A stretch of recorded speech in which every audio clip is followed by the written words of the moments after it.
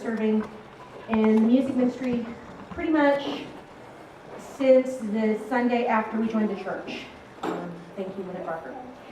And before I get started on the lovely 2-page testimony I wrote last night, I just want to let you know that the music ministry is very important to both myself and our family.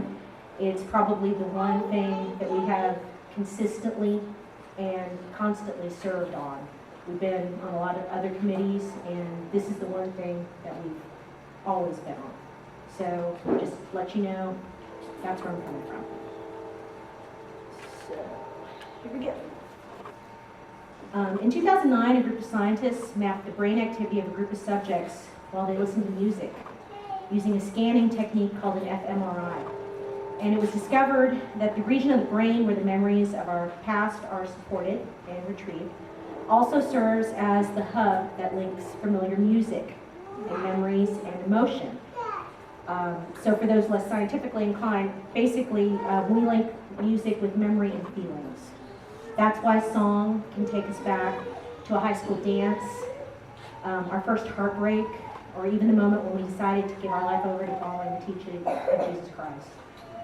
These links are so strong that even patients suffering advanced Alzheimer's disease will have strong responses to what the scientists call autobiographical music.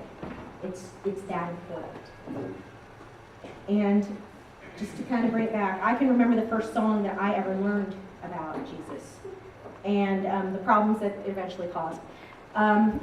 So when I was about 3 or 4 years old, my parents enrolled me in preschool, and my grandparents were firmly against it. They were really enjoying having a grandkid at home. But my aunts and uncles who were living at home were completely for it. Apparently I was talkative. I don't know.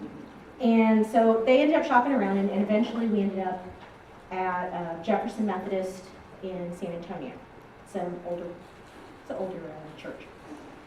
And this was my first exposure to a church that was outside of the Catholic Church that my family took me to.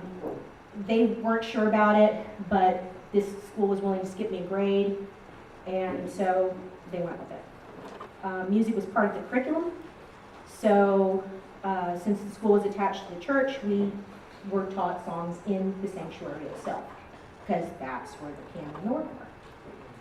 And there's one day in particular I can remember very clearly. We were, all I have to do is just bring the song up in my head, and it's like that.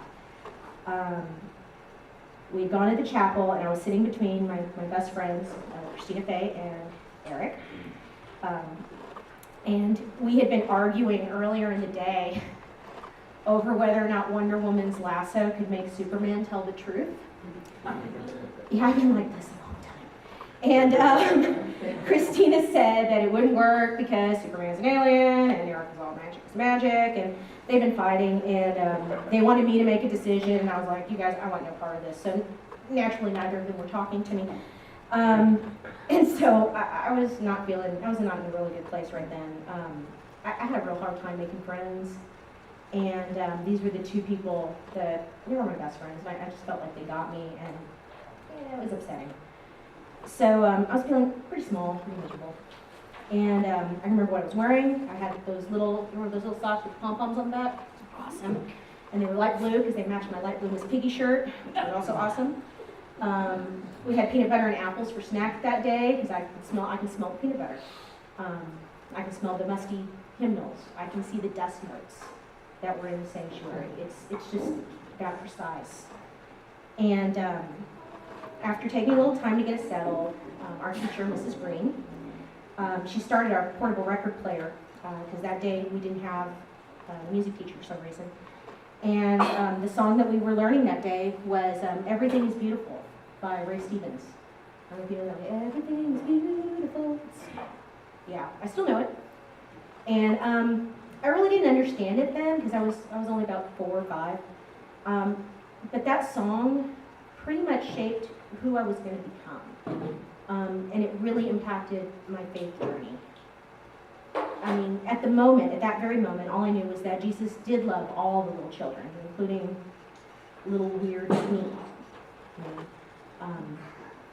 and that it didn't matter what was on the outside, it was the love that lives within that was important. And it made me feel better to know that no matter what all the other kids called me, which was fun, and how hard it was to fit in, that Jesus loved me, warts and all.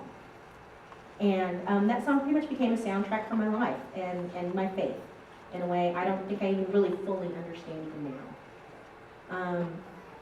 So throughout Scripture, music has been both explicitly and implicitly demonstrated to be a gift from our Creator. It is through this gift that we render praise and thanksgiving to our God, as well as give expression to our emotions, from the most profound sorrow to the most exhilarating joy. It's how we talk to Him. I'm going to tell one more little story. Zach doesn't know I'm about to do this. So Zachary, hi honey, is in the marching band in high school. And like I said, music is very important to our family, and it's very important to Zach in particular. He is pretty much consistently singing and humming. And while this is a little distracting, we've discovered that it helps him to concentrate. So we kind of, since he can get a little squirrely, we let him go with it, and we only tell him to cut it out when it gets really annoying. But this past Friday at the football game, there was a little kid in the stands, and he had a little too much concession food, and yeah, it just came out all over the place, and unfortunately he got Zachary along the back. And he handled it very well. He even told the horrified parents that it was okay. His friends helped him get washed off his instrument, which also got blessed. But then when he called me to get him, I could tell he was really unhappy. He told me he was never going to be clean again. So when we got home, he went straight to the shower. It was like a shot. And so I got his clothes that were still remaining, and I was putting them in the laundry room. And as I came out, I could hear him singing in the shower. And what were you singing, Zachary? You were singing "Trading My Sorrows." And I thought, oh, that's perfect. That is just perfect. And it made me just remember that dusty old Methodist church all over again, because it was just one of those moments. I was like, oh, there you go. So kind of bring it all together. Music creates a harmony in a very literal and figurative way among God's people. When we all join in song, we're joining our hearts and our minds in one voice to honor the Lord who gave us everything, even His own Son. We don't have to sing in tune. We don't have to sing in time, although that's always nice. We just have to make a genuine and heartfelt noise, a joyful noise. We meet with God as we sing. It is the joy of those of us in the music ministry to facilitate that encounter with you. If you feel called to join us or the choir or anybody, please talk to us. We'll be happy to tell you about what fun it is to be up here. And I pray that you meet God as we sing our next song. So if you would please stand, let's sing.